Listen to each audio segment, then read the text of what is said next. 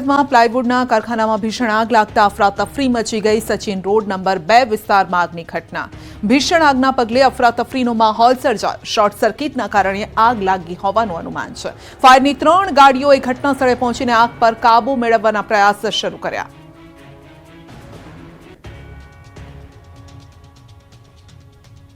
આ તરફ કચ્છના રાપરના બાલાસર દેશલપર વચ્ચે ટ્રકમાં ભીષણ આગ લાગી। માટી ભરેલી ટ્રકમાં આગ ફાટી નીકળી।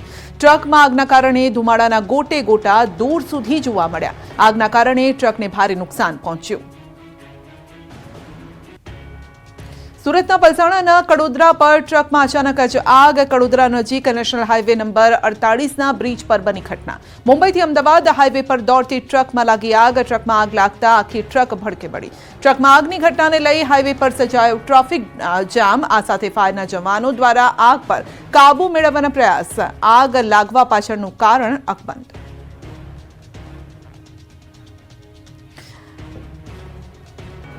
લગ્નમાં હેલિકોપ્ટર મુદ્દે બેભત્સ કમેન્ટથી આદિવાસીઓ તીર કાંઠા સાથે રોડ પર ઉતર્યા। કલેક્ટર કચેરી દેખાવ।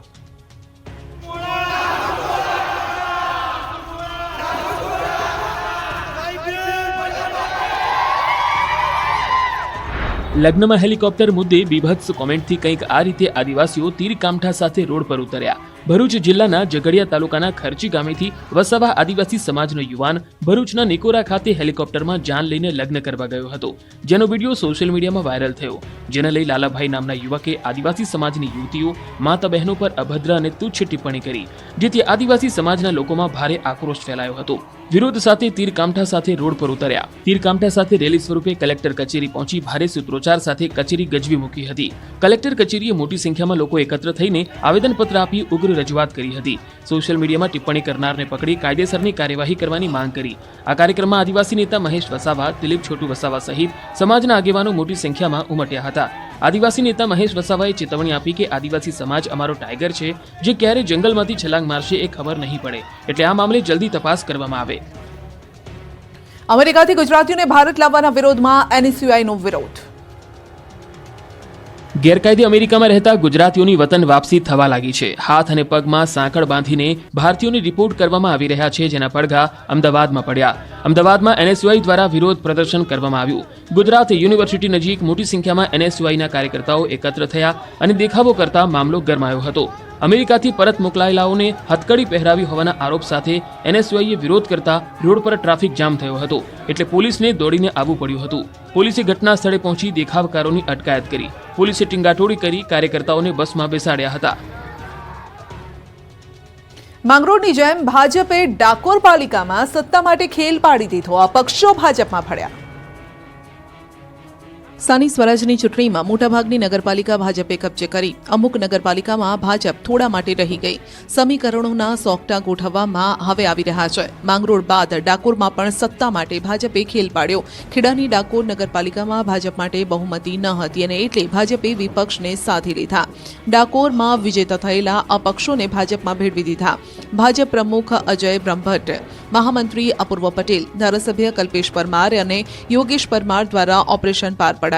ડાકોર નગરપાલિકાના અપક્ષમાંથી જીતેલા 5થી વધારે સભ્યો ભાજપમાં જોડાયા। કમલમ નડિયાદ ખાતે જિલ્લા પ્રમુખની ઉપસ્થિતિમાં ભાજપમાં જોડાયા। અપક્ષ સભ્યોના કેસરિયા થતા ડાકોર અને ખેડા નગરપાલિકામાં ભાજપની બહુમતી થઈ ગઈ। ગીર સોમનાથના કલેક્ટર સામે પૂર્વ સાંસદ દિનુ સોલંકીએ મોરચો માંડ્યો। ભાજપના પૂર્વ સાંસદ દિનેશ સોલંકી અને ગીર સોમનાથના જિલ્લા કલેક્ટર દિગ્વિજયસિંહ જાડેજા સામે માંડેલો મોરચો પાછલા 3-4 દિવસથી ટોક ઓફ ધ સ્ટેટ બન્યો છે। ભાજપની સરકારમાં ભાજપના જ નેતા કોઈ ઉચ્ચ અધિકારી સામે જાહેરમાં તુકારે બોલીને ભ્રષ્ટાચારનો આરોપ લગાવે તો સ્વાભાવિક છે કે સૌને નવાઈ લાગે, પણ દિનુ સોલંકીએ ગીર સોમનાથના કલેક્ટર સામે ભ્રષ્ટાચારના આક્ષેપ લગાવ્યા છે। ગીર સોમનાથના કલેક્ટરને ખુલ્લા પાડવા માટે દિનુ સોલંકીએ કોડીનારમાં મહાસંમેલન યોજ્યું હતું। કોડીનારના સરપંચ, પૂર્વ સરપંચો, જિલ્લા તાલુકા પંચાયતના સભ્યોની ઉપસ્થિતિમાં દિનુ સોલંકીએ ગીર સોમનાથ કલેક્ટર પર લગાવ્યા ભ્રષ્ટાચારના આરોપ। નામજોગ દિગ્વિજયસિંહ જાડેજા પર ગંભીર આરોપ લગાવતા કહ્યું કે ગીર સોમનાથના કલેક્ટર દિગ્વિજયસિંહ જાડેજા 30 કરોડ રૂપિયાનું ફંડ ચાઉ કરી ગયા। 50 લાખના સૂર્ય કુકરમાં કૌભાંડ આચર્યું। રેલવે કેનાલના સર્વે સમયે પણ રૂપિયા પડાવ્યા। સર્વે કંપનીઓ પાસેથી પણ કલેક્ટર રૂપિયા ઉઘરાવે છે। નિરાશ્રિતોને કલેક્ટર હેરાન કરતા હોવાનો આરોપ લગાવ્યો। તળાવો ઊંડા કરવામાં કલેક્ટરે ભ્રષ્ટાચાર કર્યો હોવાના આરોપથી આ વિસ્તારમાં ચકચાર મચી ગઈ છે। આદિપુરમાં મહિલાઓ શાકભાજી ખરીદતી હતી અને દોડતું આવ્યું મોત. જો આદિપુરની બજારમાં કંઈક આ રીતે મોત દોડી રહ્યું છે. કચ્છના આદિપુરના કેસરનગરમાં બજારમાં મહિલાઓ શાકભાજીની રેકડી પર શાકભાજી ખરીદીમાં મસ્ત હતી. ત્યારે કોઈ કારણોસર બજારમાં આખલાઓ ભડક્યા અને જાણે આખલાઓની પાછળ કોઈ પડ્યું હોય તેમ બે આખલાઓ વચ્ચે રેસ જામી. ઝઘડતા મોતની માફક દોડતા આવ્યા અને શાકભાજી ખરીદીતી મહિલાઓને અડફેટે લઈને આગળ નીકળી ગયા. મહિલાઓને આખલાઓએ અડફેટે લેતા થોડીવાર માટે નાસભાગ મચી ગઈ. અચાનક જ ખૂંટિયાઓ આવતા મહિલાઓ જમીન દોસ્ત થઈ ગઈ. રોડ પર શાકભાજીની રેલમછેલ થઈ ગઈ. એક આખલો રેકડી સાથે અથડાતા બેસી ગયો હતો. 3-4 ફૂટ ઢસડાયો હતો. પછી ફરી કંઈ ન થયું હોય તેમ ઊભો થઈ આમ તેમ ફરવા લાગ્યો. તો જે મહિલાઓ આખલાના આતંકથી બચી ગઈ હતી તેમણે રોડ પર પડી ગયેલી મહિલાઓને ઊભી કરી સાઈડમાં બેસાડી. પરંતુ આ વિસ્તારમાં દરરોજ આખલાઓનો ત્રાસ વધતા લોકો ત્રાહિમામ પોકારી ગયા છે. ભાવનગર સોમનાથ હાઈવે પર સિંહના ધામા. અમરેલીના ગામડાઓમાં સાવજોએ ધામા નાખ્યા. ગરમી વધતા જંગલમાંથી કેસરી હવે ગામ અને રોડ સુધી પહોંચી ગયા.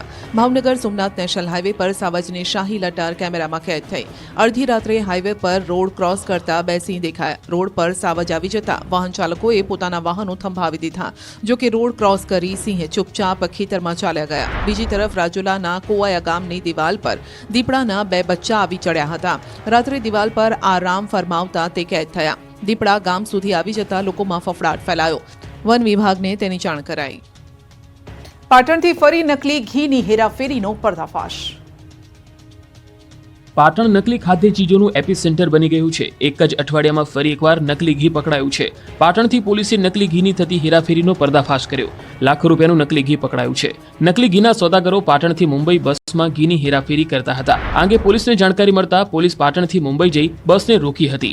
બસની તપાસ કરતા બસમાંથી 3.92 લાખનું શંકાસ્પદ ઘી જપ્ત કરાયું. પાટણ શહેરના 9 વેપારીઓ પાટણથી મુંબઈ ઘી મોકલાવી રહ્યા હોવાનું તપાસમાં બહાર આવ્યું.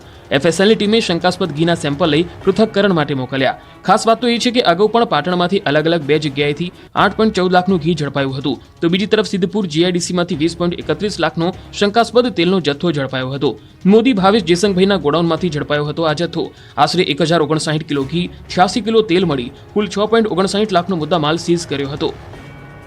સુરતના ઠગબાજોએ આરટીઓની બોગસ રસીદ બનાવી સરકારને ચૂનો ચોપડ્યો છે. ક્યુઆર કોડ સ્કેન કરતા ભાંડો ફૂટ્યો. ક્યુઆર કોડ સ્કેન કર્યો અને આરટીઓની બોગસ રસીદનો ફૂટી ગયો ભાંડો. સુરતમાં આરટીઓની બોગસ રસીદ બનાવી સરકારને ચૂનો ચોપડ્યો હોવાની ઘટના સામે આવી છે. સુરતમાં ટ્રાફિક પોલીસે ઝડપેલા વાહનો 3 યુવાનો 1 વર્ષથી બોગસ રસીદ બતાવીને છોડાવી જતા હતા. જો કે આરટીઓમાં ભરવામાં આવેલા દંડની રસીદનો ક્યુઆર કોડ સ્કેન કરતા ભાંડો ફૂટ્યો હતો.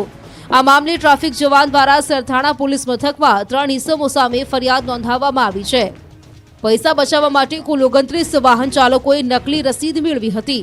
પોતાના અંગત આર્થિક ફાયદા માટે સુરત આરટીઓ કચેરીના અધિકારીની બોગસ સહી સિક્કાવાળી રસીદો બનાવી તેનો સાચા તરીકે ઉપયોગ કરી સરકારી તિજોરીને 2.38 લાખનું નુકસાન પહોંચાડ્યું હતું. સરથાણા ટ્રાફિક ગોડાઉન પરથી વાહનો છોડાવી લેવાનું રેકેટ ચાલતું હતું. ટ્રાફિક પોલીસે છેલ્લા 1 વર્ષની આરટીઓ